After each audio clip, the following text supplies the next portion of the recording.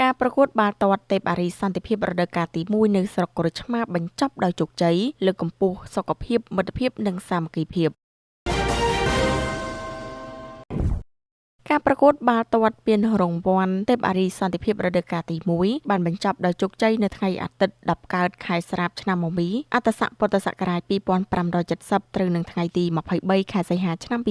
2026បន្ទាប់ពីដំណើរការប្រកួតយ៉ាងស្វិតស្វាញរយៈពេល5ថ្ងៃនៅឃុំស្វាយឃ្លាំងស្រុកក្រូចឆ្មាខេត្តត្បូងឃ្មុំប្រកបដោយបរិយាកាសសប្បាយរីករាយស្និទ្ធស្នាលនិងសាមគ្គីភាពដោយមានការចូលរួមពីប្រតិភូថ្នាក់ដឹកនាំរដ្ឋបាលខេត្តមន្ទីរអង្គភាពជុំវិញខេត្តអាជ្ញាធរដែនដីគណៈកម្មការរៀបចំការប្រកួតភ្ញៀវកិត្តិយសប្រតិភូកីឡាកីឡាករនិងប្រជាពលរដ្ឋមកពីបណ្ដាក្រុងស្រុកនៃខេត្តត្បូងឃ្មុំព្រមទាំងខេត្តកំពង់ចាមនិងខេត្តក្រចេះយ៉ាងច្រើនកកពិធីបិទការប្រកួតបានប្រព្រឹត្តទៅក្រោមអធិបតីភាពអាយុដំម៉ាត់កូហ្វូតអភិបាលរងខេត្តតំណាងអាយុដំប៉ែនកុសលអភិបាលនៃគណៈអភិបាលខេត្តត្បូងឃ្មុំនិងមានការចូលរួមពីលោកសយទូចអភិបាលស្រុកក្រូចឆ្មាដោយមានការស្វាគមន៍និងបញ្ជាក់ថាការរៀបចំការប្រកួតនេះមានគោលបំណងលើកកម្ពស់វិស័យកីឡានៅមូលដ្ឋានបង្កើនមិត្តភាពសាមគ្គីភាពការយោគយល់និងកិច្ចសហការរវាងយុវជនព្រមទាំងលើកទឹកចិត្តឲ្យយុវជនចូលរួមលេងកីឡាជាប្រចាំដើម្បីលើកកម្ពស់សុខភាពកាយសម្បទាវិន័យនិងជៀសឆ្ងាយពីគ្រឿងញៀន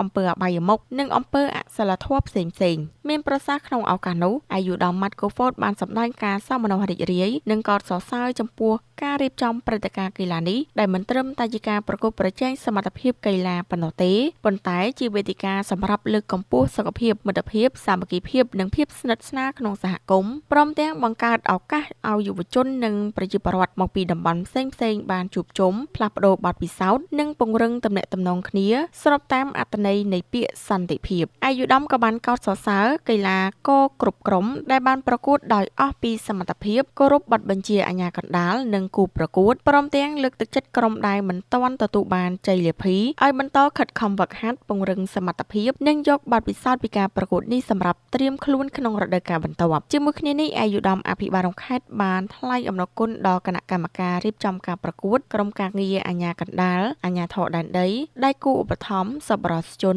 និងប្រជាពលរដ្ឋឃុំស្វាយឃ្លាំងដែលបានចូលរួមគាំទ្រនិងសហការយ៉ាងសកម្មរហូតធ្វើឲ្យការប្រកួតប្រព្រឹត្តទៅដោយរលូននិងទទួលបានជោគជ័យព្រមទាំងបានអបអរសាទរចំពោះកីឡាករដែលទទួលបានជ័យលាភីនិងលើកទឹកចិត្តឲ្យកីឡាករគ្រប់ក្រុមបន្តរក្សាស្មារតីកីឡាមិត្តភាពនិងសាមគ្គីភាពដើម្បីរួមចំណែកអភិវឌ្ឍវិស័យកីឡានៅមូលដ្ឋានជាលទ្ធផលក្រុមមកពីឃុំជំនិចទទួលបានជ័យលាភីលេខ1គណៈក្រុមកីឡាមហាហង្សទទួលបានជ័យលាភីបន្តបន្ទាប់ហើយព្រឹត្តិការណ៍ទេពអារីសន្តិភាពរដូវកាលទី1ត្រូវបានចាត់ទុកថាបានរួមចំណែកយ៉ាងសំខាន់ក្នុងការផ្តល់ឱកាសឲ្យយុវជនបញ្ចេញសមត្ថភាពកសាងមិត្តភាពពង្រឹងសាមគ្គីភាពលើកកម្ពស់សុខភាពនិងផ្សព្វផ្សាយវប្បធម៌នៃការគោរពគ្នានិងការប្រកួតប្រជែងដោយស្មារតីកីឡាមុនពេលអាយុដំម៉ាត់កូហ្វូតប្រកាសបិទជាផ្លូវការប្រកួតនៅឃុំស្វាយឃ្លាំងស្រុកក្រូចឆ្មាខេត្តត្បូងឃ្មុំ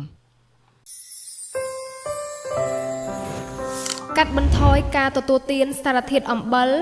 ឲ្យបានតិចជាង5ក្រាមក្នុងមួយថ្ងៃឬប្រហែល1ស្លាបព្រាកាហ្វេមានន័យថាបានកាត់បន្ថយការស្លាប់និងពិការភាពដែលបណ្ដាលមកពីជំងឺបេះដូងនិងគ្រោះថ្នាក់សរសៃឈាមខួរក្បាល